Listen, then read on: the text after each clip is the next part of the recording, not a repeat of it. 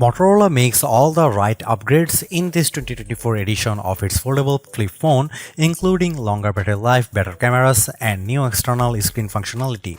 You also get double the brightness on the main display, but some AI features aren't coming until later. The upcoming Galaxy Z Flip 6 faces a tough competitor. One thing that warrants praise is that Moto has kept the price of the Razr Plus 2024 unchanged at $999, giving it a competitive edge against other flippables expected to release later this year. At this price range, the Razr Plus gives people a compelling reason to choose a foldable over a standard flagship slate. In the US, pre-orders for the Motorola Razr Plus 2024 are available right now through T-Mobile, AT&T, Best Buy, Amazon, and Motorola directly, with general availability set for July 24. I thought we'd get more carriers on board with the Razr Plus 2024 than before, but it could be just a matter of time before it shows up on major carriers like Verizon and AT&T. It's worth mentioning that there is only a single storage option available, but at least it's a generous 256GB of UFS 4.0 storage paired with 12GB LPDDR5X RAM. For the price, I think this is pretty fair given how there are still other flagship phones that still come with a base storage of 128GB. In Australia, the phone will go by the name Motorola Razr 50 Ultra. It's available for pre-order now until July 16 at JB, Hi-Fi, Harvey Norman, Officeworks, The Good Guys, Mobile City, Amazon, and Motorola's online store. Side by side, it's almost hard to tell the differences Motorola has done with the design of the Razr Plus 2024, but the improvements are noteworthy. Style is yet again the foundation of the Razr's identity, allowing it to stand apart from every other phone you see in the real world. I really love how gentle the Razr Plus feels thanks to its contoured edges, the grippy feel of its soft vegan leather, and all of the striking colors it's available in. Not only are the aesthetic eye-catching, but it's still incredibly lightweight at 6.66 ounces and with a razor-thin profile of 0.27 inches thin when opened. Motorola also improves the Razr Plus durability not only with a better IPX8 rating and Gorilla Glass Victus protecting the outer screen, but I notice it in how it opens. That's because the new Razr Plus is much more snappy with its folding mechanism, giving it that satisfying snap when I close it and open it, much like the feeling of the original Razr from way back when. This is due to the hinge being 30% smaller, which interestingly enough also minimizes the crease along the middle of the display. It is still noticeable at certain angles, but it's nowhere as prominent as the crease across the Galaxy Z Flip 5 screen. Best of all, the Motorola Razr Plus is available in more colors than ever before, with a total of 4 colorful options. They include midnight blue, spring green, peach fuzz, and hot pink. These options remind me of the time when Motorola released a slew of vibrant colors with the Razr V3 during the mid-2000s. Motorola definitely made an impression on me with the Razr's outer screen last year. What made it special was that it finally brought a sizable display that unlocked new utility I haven't seen in other flip-style foldables before. Rightfully so, the Razr Plus 2024 gets an even larger 4-inch POLED outer display that more importantly now offers an always-on display. You can even customize the screen to mimic the iPhone's standby mode with different images and backgrounds when the Razr's set to a tent position. While it's lighter on the customizations, it's the small improvements like this that help to differentiate the Razr Plus. Similar to before, there is a number of widgets to choose from with the outer screen, with the ability to punch the screen to see all the panels at once. And of course, I like that I can still run full apps natively, unlike the Galaxy Z Flip 5. Thanks to the larger screen, the Razr Plus 2024 is even more suitable for capturing selfies with the better main camera, along with being able to see more details in all the apps I use. Beyond that, the extra real estate also makes typing a bit easier than before. Opening up the phone reveals its 6.9-inch Full HD Plus POLED display. Out of the box, the colors look a bit more muted than I'd like, so I recommend switching the display setting to Vivid for better color saturation. There is still a protective screen cover over the display, but now it extends all the way to the edges to make things look more discreet. I played a couple of YouTube videos indoors without any issues, but it can still be challenging to make out details on the screen outside when it sounds super bright. In our Geekbench testing, the screen reaches a peak brightness of 2158 nits.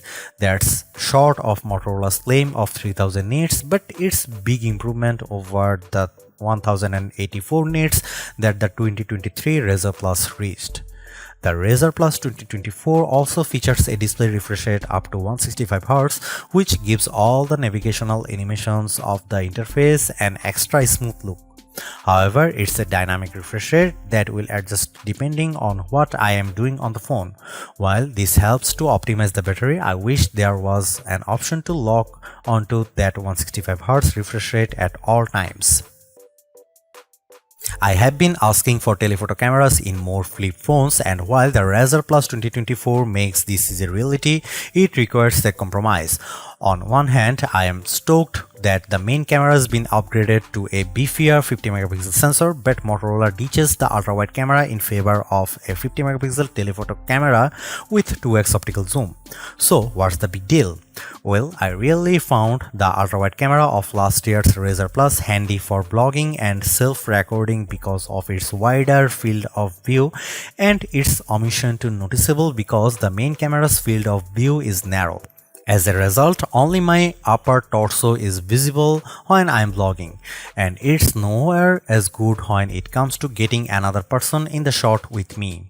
I think omitting the ultra-wide camera is a missed opportunity because the Razr Plus 2024 would have made for a more compelling arrangement if Moto kept it and leveraged pixel binding with the main camera to deliver a 2x optical quality zoom. In theory, it would deliver the same package as the triple camera system we get in many flagship phones. Despite that, the camera app gets its share of changes as well, including a neo camcorder that can shoot vertical or horizontal videos while in this mode. Another change pertains to photo booth, which now works on both the internal and external cameras. Here are some camera samples of Motorola Razr Plus 2024.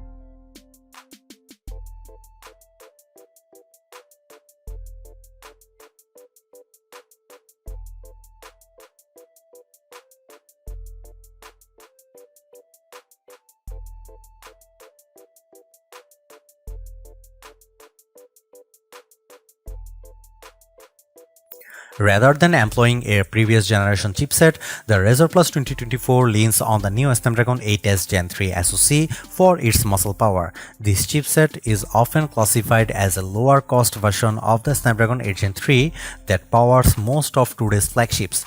Paired with its 165Hz refresh rate, everyday action on the Razr are fluid and responsive. It's not buttery smooth like an iPhone 15 Pro or Pixel 8 Pro, but it's more than enough to convince me it's good enough. After running our usual set of synthetic benchmark tests, it's quite clear that the Razr Plus 2024 boasts significant gains over its predecessor. Its single and multi-core Geekbench scores of 1834 and 4848 easily puts it ahead of last year's Razr Plus. Meanwhile, GPU performance is just as good with a steady 73.74 FPS rate on 3D Mark's Wildlife Unlimited test. Speaking of gaming, the Razr Plus 2024 manages to handle the 3D map in Age of Origins, rendering cities and battle scenes with ease. I do like that I have access to gaming toolkit while running my games, which lets me set it to a turbo mode to devote as many of the resources to the game as possible. The Snapdragon 8s Gen 3 is also able to juggle two apps simultaneously in split mode without any hiccups, but with so much available, I just wish it was able to save more split screen apps in memory to give me better multitasking using several apps, similar to how Open Canvas works with the OnePlus Open. Regardless of this, the overall performance of the Razr Plus 2024 is on par with any other flagship I have reviewed this year. Going through the software in the Razr Plus 2024, it's very similar to its predecessor in the way it preserves features that I have grown to love about Motorola's phones. The motion gesture from before are still here, like a double chopping motion to turn on the flashlight or twisting the phone to instantly launch the camera.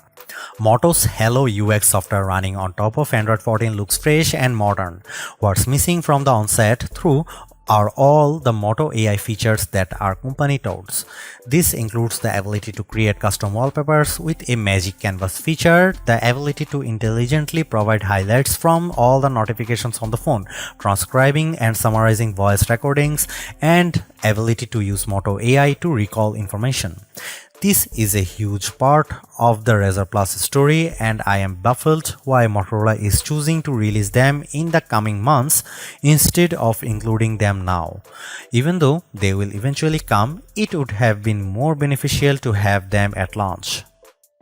Luckily, there are still other AI features out of the box. This includes Google Gemini, which can be accessed directly from external display by either long pressing the power button or saying the usual "Hey Google" voice command. Gemini on the Razr Plus works just like on other phones to give me travel tips and recommendations, but it's made better here because you get 3 months of Gemini Advanced at no additional cost for handling several instructions in one sentence. This also includes 2 TB of cloud storage. Another area where the Razr Plus 2024 falls short in my opinion is enhancing the overall software experience. I already mentioned all the hand gestures the Razr offers and its ability to load some apps side by side to one another, but I wish more apps supported the phone's flex mode. That mode works flawlessly in the camera and YouTube apps, where it lays out the apps accordingly to make use of the two halves of the foldable display.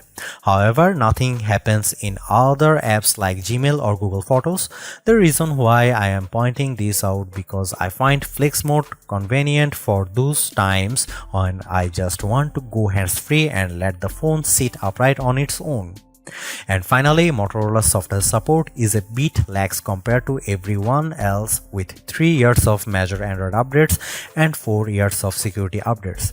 That's far from the more generous 7 years of support that Google has with its current generation of Pixel 8 phones. Motorola somehow manages to stuff a slightly larger 4000 mAh battery into the chassis of the Razr Plus 2024. This battery capacity increase paired with the power efficiency of the Snapdragon 8s Gen 3 got me better than expected battery life. By the end of most nights, the battery indicator frequently hovers around 30% charge mark, which is pretty good for a foldable phone. Our battery benchmark tests reveal it's no slouch in this area because one battery drain test reached an impressive time of 14 hours and 13 minutes, which is a huge improvement over the Razr Plus 2023's time of 10 hours and 9 minutes.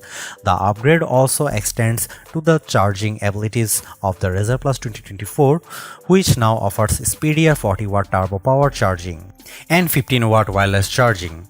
After charging it for 15 and 30 minutes using a 25-watt charger, the battery got to 27% and 48% respectively. I suspect it would be much better with a proper 40-watt charger.